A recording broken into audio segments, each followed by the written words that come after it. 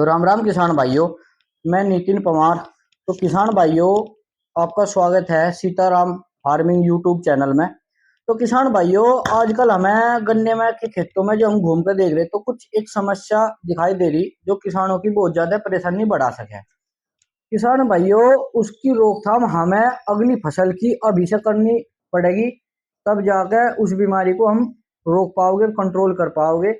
जहां तक उम्मीद है, अगर किसान भाइयों आपकी इसमें लापरवाही दिखाई दी तो किसान भाइयों आपकी फसल बिल्कुल बर्बाद होने के 100% चांस रहेगी। तो किसान भाइयों, जब आजकल हम खेतों में घूम रहे, विजिट कर रहे, देख रहे घूम फिर के, तो और मैंने बहुत सारे यूट्यूबर भी देख लिए, वे भी खेत में विजिट करते रहे। हम गन्ना मिल के अधिकारियों के साथ जा रहे, वे भी विजिट करते रहे। तो किसान भाइयों, आज वह समस्या 40 से 50% खेतों में दिखाई देने लगी है। तो किसान भाइयों, जो समस्या है वो बहुत ही गंभीर है, बहुत ही ज्यादा खतरनाक है। तो किसान भाइयों, समस्या को हल्के में बिल्कुल ना लो, बहुत ज्यादा गंभीर है, जो बिल्कुल फसल को खत्म कर देगी, बर्बाद कर देगी। तो किसान भाइयों, बीमारी है हमारे गन्ने के अंदर जो फिलहाल हमें दिखाई देने लगी है, थोड़ी थोड़ी थोड़ी लगभग चालू होगी, वह गन्ने के अंदर रेड रोट की बीमारी। जो रेड रोट की बीमारी है किसान भाइयों, वो हमारे गन्ने को बहुत ज्यादा नुकसान पहुंचाती है। उसमें क्या होता है किसान भाइयों, अगर हमारा गन्ना पूरा खड़ा और पूरा का पूरा गन्ना ऊपर से पत्ती की तरफ से सूखना चालू हो जाएगा और जड़ तक सूखता चला जाएगा, एक तरह से शंकुकड़ा हो जाएगा किसान भाइयों, जैसे कि एक शंकुकड़ा हो जाए। तो किसान भाइयों, और अगर आपके खेत में, अगर 5 बीघे के खेत में आपके 100-200 गंडे उसके सूख गए इस साल, तो ये समझो अगली साल 500 से 700 गंडे या 1000 की संख्या में आपके गन्ना पहुंच सकता है। क्योंकि किसान भाइयों, रेड रोट एक ऐसी बीमारी है, वह जड़ों है संबंधित है, और जहां तक उसके कण यानी जीवाणु, उसके जो कीटाणु होते हैं, जहां तक वे चले जाएंगे, अगर आप उसको झुंड को पड़ेगे, जहां तक वे पड़ेंगे तो वे वहीं फैल जाएंगे। और किसान भाइयों, जब वो हमारी मिट्टी में वे ज्यादा हो जाएंगे तो गन्ने के पूरे खेत में फैलना सुनिश्चित है, प्योर तरीके से पूरे खेत में फैलने लगेगा और आपका खेत पूरी तरह से सूखना स्टार्ट हो जाएगा। तो किसान भाइयों, इस वीडियो में मैं आज उसके कुछ ट्रीटमेंट बताऊंगा जो आपको लाभ देंगे और सही भी है, जो हमारे वैज्ञानिक है डॉक्टर बक्सीराम है वे भी बताते हैं, और जो गन्ने के विशेषज्ञ है वे भी बताते हैं। तो किसान भाइयों, सबसे पहला जो ट्रीटमेंट है हमारा है गन्ने के अंदर ट्राइकोडर्मा लगाना। तो किसान भाइयों, ये देखो, ये है ट्राइकोडर्मा। ये बायोकेयर के नाम से आता है, स्टोनेंस कंपनी का जो एक लिक्विड फॉर्मुलेशन में आगा, बहुत ही अच्छा ट्राइकोडर्मा। ये पाउडर फॉर्म में भी आता है, जिसको हम गोबर के साथ मिक्स करके लगाते हैं। तो किसान भाइयों, इसका जो है, अब 1 महीने में, 1.5 महीने में गन्ने की छुलाई लग जाएगी और सभी किसान भाई अपने खेत के अंदर पानी देना स्टार्ट कर देंगे, और एक पानी देगा, कोई 2 देगा, और दूसरे तीसरे पानी पे गन्ना कटाई स्टार्ट हो जाएगी। और उसके बाद उसी पड़े में गेहूं की बुआई होगी। तो किसान भाइयों, कुछ भाई गेहूं का गन्ना काट के ईंख भी बोते हैं फागण का।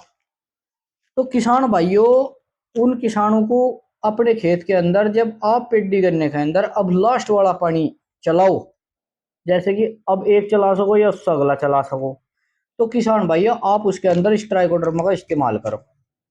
इसका इस्तेमाल आपको करना कैसे है किसान भाइयों, ये आपको लेना है 1 एकड़ का। अगर आप इसको तैयार करोगे तो 1 एकड़ में लेना है आपको 2 लीटर। 2 लीटर लेने के बाद किसान भाइयों, आप इसे ढोली हो कोई या फिर ड्रम हो आपका, उसमें 20-50 लीटर पानी लो और उसमें 2 लीटर को इसको डाल दो, और उसके साथ उसमें 5 किलो बेसन और 2.5 किलो गुड़ डाल दो, और किसान भाइयों उसे ढक कर दो छोड़। उसे कम से कम 1 हफ्ता 10 दिन लो बराबर, सुबह के टाइम या शाम के टाइम, जब भी आपका टाइम लगे, दिन में एक बार उसे डंडी से दो घुमा, जिससे किसान भाइयों आपका ट्राइकोडर्मा एक्टिवेट हो जाएगा। और जब आप किसान भाइयों अपनी फसल में, पेडी गन्ने में गेहूं की बुआई की लिया या फिर पड़े करने की सिचुएशन की लिया, फागण के ईंख की लिया, या फिर पड़े करोगे, जैसी भी स्थिति में आप लास्ट पानी दोगे जुताई से पहले, तो उसके साथ इसको आप अपने खेत में पानी के साथ बहा दी। इसको किसान भाइयों आप जैसे ड्रम है उसमें टुंटी लगा के 250 लीटर पानी प्रति एकड़ के हिसाब से उसमें डाल लो ड्रम में, और उसके हिसाब से इसको पूरे खेत में पानी के साथ बहाव कर दो इसका, जिससे आपके पूरे खेत में फैल जाएगा। तो किसान भाइयों एक्टिविटी पहले ही रहेगा, और किसान भाइयों खेत में जाने के बाद ये आपका काफी अच्छा रिजल्ट रेड रोट की बीमारी में देगा। ये जितने भी रेड रोट के फंगस होगा उनको मारने का काम करे और उनको नष्ट कर देता है, जिससे हमारी फसल को रेड रोट का बीमारी से बच जा और कोई नुकसान नहीं होता।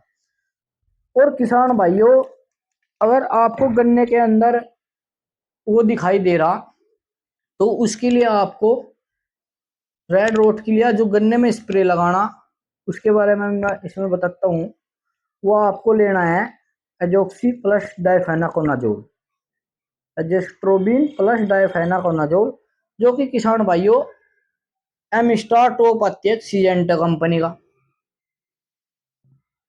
वो सबसे बेस्ट टेक्निकल हैगा रेड रोट की बीमारी के लिए। उसका आप 200 ml पर एकड़ के हिसाब से अपने गन्ने के अंदर छिड़काव करें, उसका रिजल्ट आपको रेड रोट के अंदर काफी अच्छा देखने को मिलेगा। तो किसान भाइयों ये दो दवाई रेड रोट को रोकने के लिए सबसे ज्यादा कारगर है और सबसे ज्यादा बढ़िया है। तो सबसे बढ़िया ट्रीटमेंट तो है किसान भाइयों ट्राइकोडर्मा का, और दूसरा किसान भाइयों आप अपने गन्ने के अंदर एजेस्ट्रोबिन प्लस डाइफेनाकोनाजोल का छिड़काव करें। फंगीसाइड अपने खेत के अंदर जरूर इस्तेमाल करें। और किसान भाइयों कोई भी फसल हो उसके अंदर बिना फंगीसाइड के बिना फंगस के लगाए बिना कोई भी बीज का बुआई ना करें, क्योंकि बीज हो गन्ने का बीज हो या कोई अन्य फसल का बीज हो, सभी बीजों पे अपना फंगीसाइड का एक बार छिड़काव कर ले या फिर अपनी मिट्टी में रला ले। खाद में मिला कर मिट्टी में भी डाल सकते हो, सबसे बढ़िया है साफ भी आप लगा सकते हो, जो कार्बन डाइजीन मैन को ये बनता है उसका भी आप अपनी मिट्टी के अंदर इस्तेमाल कर सकते हो। इससे कई चीजों जो हमारी जमीन के फंगस होते हैं कई तरह के ब्लैक स्मट हो या रेड रूट हो या फिर अन्य कोई फंगस है, तो उन्हें रोकने की काफी ज्यादा कोशिश करता है एक फंगीसाइड।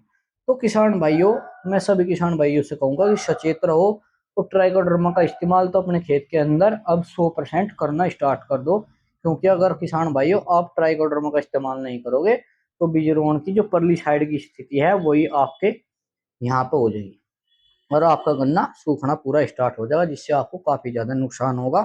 तो सभी किसान भाई ट्राइकोडर्मा अपनाओ और अपनी फसल को बचाओ। धन्यवाद। राम राम।